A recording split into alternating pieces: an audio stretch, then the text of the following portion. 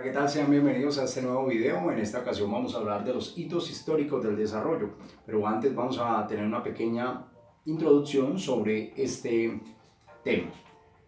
Hablamos de desarrollo cuando hay sistemas económicos de gobierno. Según la historia, tenemos dos factores o dos ítems muy grandes cuando son brechas de clases sociales. El primero serían los pobres y el segundo serían los ricos.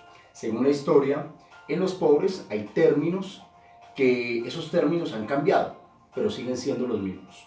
En estos términos hablamos de los pobres cuando hablamos del sistema comunista, del proletariado, los subdesarrollados o razas inferiores. Hablamos de los indios, los negros, indígenas o mestizos. Cuando hablamos de ricos y en los cambios de término hablamos de la burguesía, hablamos de los imperios, los monopolios, el sistema capitalista, los banqueros y un sistema desarrollado. Cuando hablamos de los pobres hablamos de un sistema subdesarrollado. Bien, cuando hablamos de sistemas económicos hablamos que el factor principal es hoy en día o para una clase neoliberal es ser consumidor o el consumidor. Y acá hablamos de una clase ya dominante, donde hay un desarrollo, un sistema económico dominante por parte de su sistema de gobierno. Entonces, en esta pequeña introducción lo que hacemos es dar unos pequeños datos históricos sobre el desarrollo. Entonces, seguimos ahora con los hitos históricos. Bien, encontramos un primer hito en el cual España y Portugal en el año de 1533 hacen un tratado de Tordesillas, donde comenzamos a ver las primeras divisiones de clases sociales.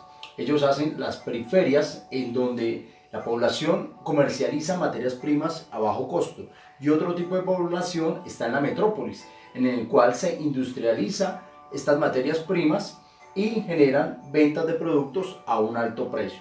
Entonces vemos que en este primer hito la división de clases comienza a tener un gran protagonismo, ¿sí? Y el monopolio del mismo sistema monárquico. Entonces cerramos con este primer sistema o primer hito que es el Tratado de Tordesillas. Bien, entonces continuamos en este segundo hito, en donde encontramos que en la historia de los tratados también comienzan a verse brechas de desigualdad y de clases sociales.